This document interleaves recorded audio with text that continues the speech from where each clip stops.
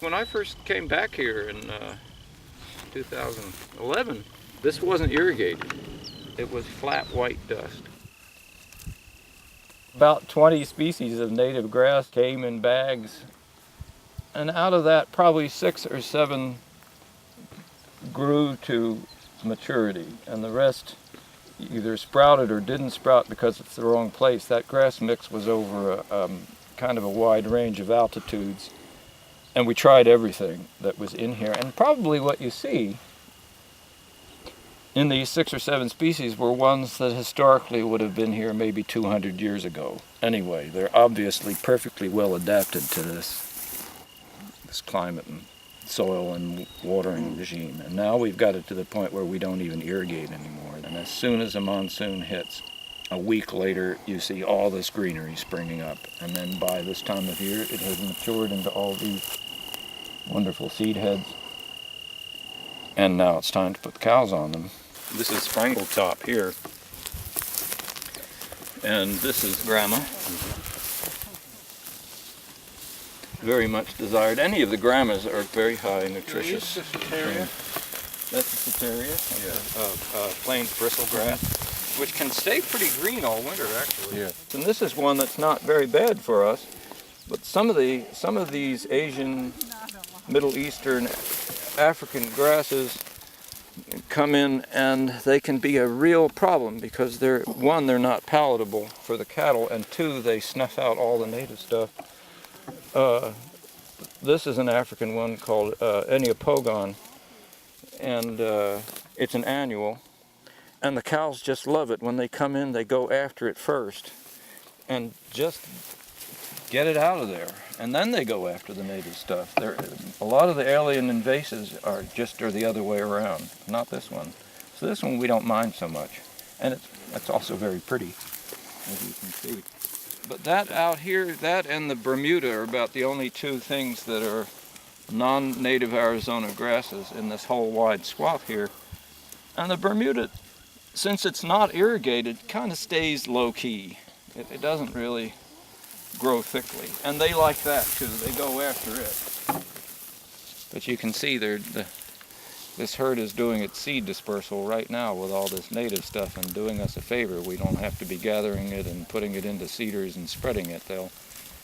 They're knocking it off the plants, they're grinding it into the soil with their hooves, and then 2 days from now I'm going to move them out of here, and with a lot of seeds still in their rumen, and a certain percentage will stay viable, and want to eject them, let's say, up in the farther north pasture here where a lot of the native grasses are coming in also by themselves, and I think through this means too, because this is the 3rd year that we're grazing this little herd here that we have here in this manner on here, and it's taken kind of a lot to learn what to do with that and not overdo it, not underdo it, and just have it be just right.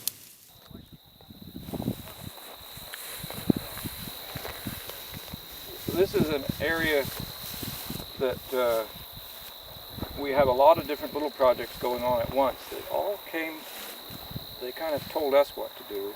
The idea was to pull out the burrow weed in swaths to receive the wheels so there was less resistance, especially on the slopes going up there.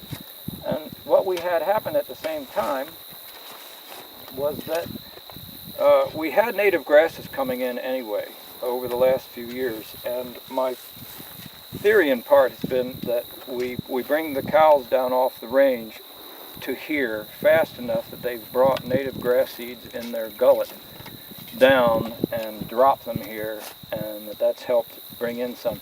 Some does come in from the native hills on the side for sure, but an awful lot has come in here and has really gone crazy in the last 2 years with these swaths being pulled out with the burrow weed. And you can see this is one of our best ones here. It's sand drop seed, and cows like it, and it is in great competition with this Bermuda grass in here. It really holds its own and it's spreading, and that's true of a lot of these native things coming in here. And the it has to be rather carefully managed with cows, and for a lot of the summer we don't have the cows in here. I put them in here when they've got to come in and get something to eat, and I'm watering elsewhere where they would be going. And they're not in here long enough to do anything to it. But that also helps. If we leave the plants to grow until they get fully matured with seeds to drop the seeds, then we put the cows on it, and everybody just benefits from that, so it seems. This is a nice swath of native 3-awns, another one that's come in of itself. 26 noses are down there right now grazing heavily on that whole native grass plantation. And I'm going to leave them in there for 48 hours. And at about that time, they've probably already passed some of those native seeds out through their system, but a lot of them will be in. And so they will be immediately moved up 48 hours from now into this area. And there's a lot of seed grasses down there that we still don't have up here. So I'm hoping to introduce them that way. And this is cane beardgrass, or also called blue stem. And this is a great example of a native grass coming in and competing and holding its own against this Bermuda grass. And both of them are valuable to us. But 4 years ago, probably there was one clump of this that appeared. And since then it has spread. You can see down this must be 50 feet worth of a crescent of cane beardgrass, happy as can be. And it is spreading from there. So this is spike drop seed, related to the other sand drop seed, but it grows about 3 times as tall. And it's another very beautiful grass. At this point, it has dropped its seeds and pretty much its inflorescences have fallen apart, but this is basically it. Right here, earlier it's very thick and cattail-like and very attractive. And again, the cows like it, and again we don't really have them on it while it's starting to produce this stuff, so that works into the cycle that way.